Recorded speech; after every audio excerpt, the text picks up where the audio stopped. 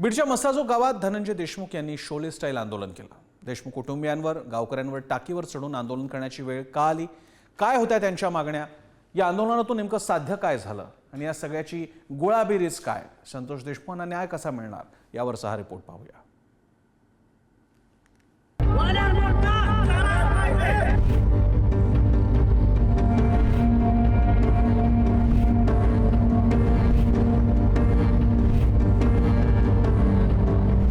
ठिकाण बीडच्या केज तालुक्यातील मसाजो गावातील पाण्याची टाकी। आंदोलकाचं नाव धनंजय देशमुख, सोबत अख्खं मसाजो गाव। संपूर्ण महाराष्ट्राने तब्बल 1.5 तास हे शोले स्टाईल आंदोलन पाहिलं। त्याआधी जवळपास 2.5 तास धनंजय देशमुख यांचं घरासमोर आंदोलन सुरू होतं। संतोष देशमुख यांच्या फोटोसमोर नतमस्तक होऊन त्यांनी आंदोलनाला सुरुवात केली। यावेळी आनंदराज आंबेडकरांनी आंदोलन स्थळी जाऊन देशमुखांची भेटही घेतली। अत्यंत टोकाची भूमिका घेत आहेत। त्यांना पण मी समजून सांगितलेलं आहे की आपण आत्महत्या करणारे नाहीत, आपण अशा पद्धतीने शिवाजी महाराजांची आपण सैनिक आहोत आणि त्यामुळं आपल्या सर्वांना माझी त्यांना विनंती केली आणि त्या मला आशा आहे की ते कुठच्याही टोकाचं पाऊल उचलणार नाही। गावातल्या मोबाईल टॉवरवर चढून आंदोलन करण्याचा इशारा देशमुखांनी दिला होता। त्यामुळे टॉवर परिसरात कडेकोट पोलीस बंदोबस्त ठेवण्यात आला। मात्र धनंजय देशमुखांनी ऐनवेळी आपला मोर्चा वळवला तो गावातल्या पाण्याच्या टाकीकडे। धनंजय देशमुख, प्रीतम मोरे आणि सोबत आणखी एक सहकारी असे 3 जण पाण्याच्या टाकीवर होते। थोड्या वेळातच मनोज जरांगे पाटील सुद्धा मस्साजोगमध्ये पोहोचले। पाण्याच्या टाकीवर चढले असतानाच धनंजय देशमुख यांची प्रकृती खालावली, त्यांना आडवं झोपवण्यात आलं। बीडचे पोलीस अधीक्षक नवनीत कॉवर हे मस्साजोगमध्ये पोहोचले। मनधरणीचे प्रयत्न सुरूच होते। या सगळ्या परिस्थितीत ग्रामस्थ आणखी आक्रमक होत होते। ते स्वतःचा जीव देण्यासाठी आज टाकीवर वरी चढलाय, ते खाली उतरू शकत नाही। ही मानसिकता सगळ्या समाजाची झालेली इकडल्या परिसरातल्या भीतीचं वातावरण आहे। असं मारण्यापेक्षा असं मारायचं आम्हाला। ऐका, आणि सरकारपाशी बसून तिथं चला, सरकारपाशी टाकून उडी टाकू नका, माझं हे म्हणणं आहे। बोगी आहे तरी आम्ही सणाचं बघितलं नाही, विचार केला नाही, काय नाही। उद्या सण आहे, उद्या सण सुद्धा आम्ही करणार नाही। आज आमच्या गावचा वाली गेलाय, तर आम्ही कसं सहन करावा? आमचा वाली गेलाय, आम्हाला न्याय पाहिजे, वाली पिल्ला कराडला फाशी पाहिजे। हो, काय करायचंय? उघडं पडलंय, असा माणूस होता सोन्यासारखा। रागावर झाला, एवढं करून पण तुम्ही न्याय देत नाही। त्यांची जीवाची पर्वा त्यांना नाही, त्यांच्या मागे आम्हाला सुद्धा नाही। आम्ही पण जोपर्यंत न्याय नाही तोपर्यंत वाल्मिक कराडला सगळ्यात पहिली फाशी द्या, तर आम्ही सगळे आनंदाने सण करू।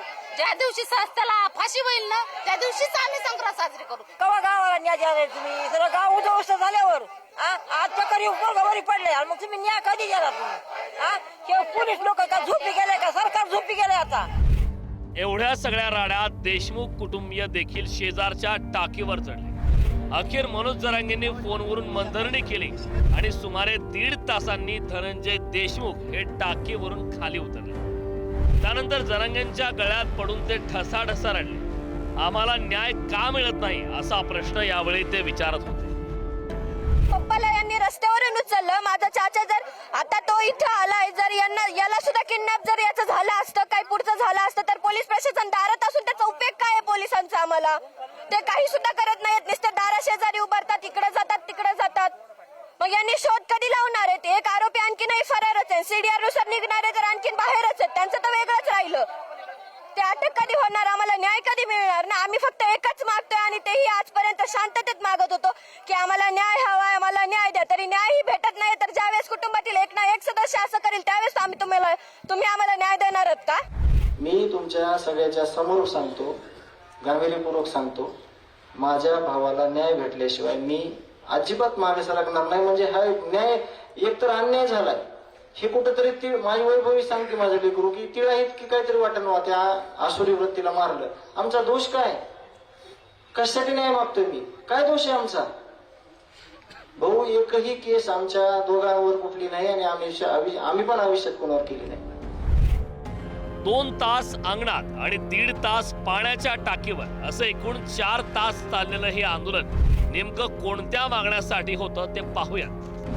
देशमुख कुटुंबावर आंदोलनाची वेळ का आली वाल्मिक कराडवर मकोका लावावा, त्याच्यावर 302 अंतर्गत कारवाई करावी, खंडणीच्या गुन्ह्यातील सर्वांवर मकोका लावावा, सर्व आरोपींना कठोरात कठोर शिक्षा करावी, फरार आरोपी कृष्णा आंधळेला लवकरात लवकर अटक करावी, तपास कशा प्रकारे सुरू आहे, काय कारवाई केली जाते या संदर्भातली माहिती कुटुंबियांना द्यावी, अशा त्यांच्या मागण्या होत्या. मराठवाड्यात जागोजागी निघणारे जनाक्रोश मोर्चे असोत, धनंजय देशमुखांचं अंगणातलं आंदोलन असो किंवा पाण्याच्या टाकीवरील शोले स्टाईल आंदोलन, आंदोलनाच्या स्टाईलपेक्षा महत्वाच्या आहेत त्या त्यांच्या मागण्या. आंदोलन केलं तरच पोलीस आणि यंत्रणेवर दबाव निर्माण केला जाऊ शकतो, हे शोले स्टाईल आंदोलनानं सिद्ध केलं. मात्र या सगळ्यानंतरही कृष्णा आंधळे कधी सापडणार, वाल्मिकवर मकोका लावणार का, आणि सर्वात महत्वाचं म्हणजे वैभवी आणि विराज देशमुख यांच्यासह या संपूर्ण मस्साजो गावाला न्याय कधी मिळणार, या प्रश्नांची उत्तरं सध्या तरी अनुत्तरितच आहेत. बीडहून सचिन जिरे आणि उदय नागरगोजेसह विक्रांत शिंदे, पुढारी न्यूज.